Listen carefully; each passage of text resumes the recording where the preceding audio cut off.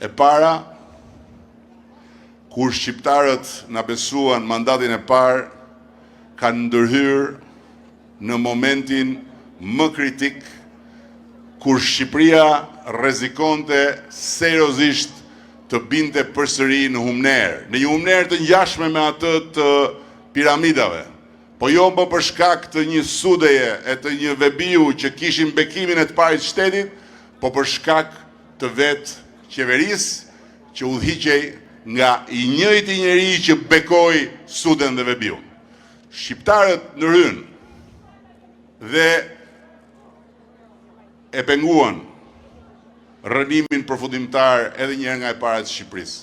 Ndërkohë që ne së bashku filluam një punë që sot shihet në fytyrën e rilindur ku është kthyer buzëqeshja të Gjirokastrës, të Tepelenës, të Përmetit, të Kërcyrës, të Libohovës, të Memaliajt, edhe të Dropullit.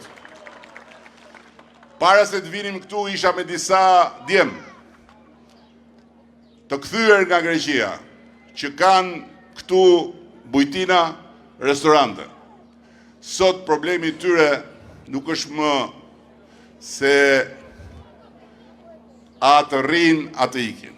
Problemi i tyre nuk është më as se a kanë, as kanë punë për të kthyer investimin që kanë bërë të kursive të tyre. Sot problemi i tyre nuk është as se nuk kanë mundësi t'i paguajnë punonjësit. Ata cilët duhet hapin derën, ata cilët duhet të përgatisin ushqimin, ata cilët duhet presin miqt e kështu me radhë.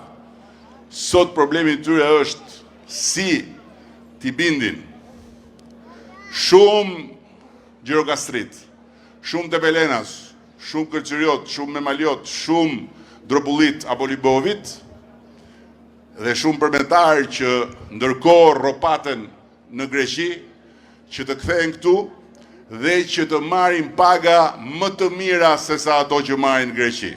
Dhe unë dëgjova konkretisht, ata janë njerëz konkret,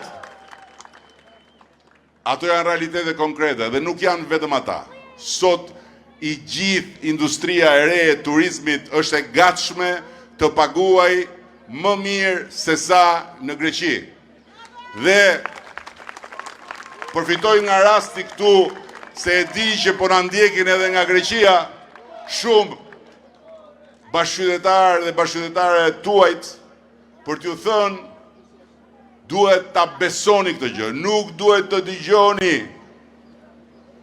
zhurmën e kuakuave të Kënetës, nuk duhet të pini ujin e Kënetës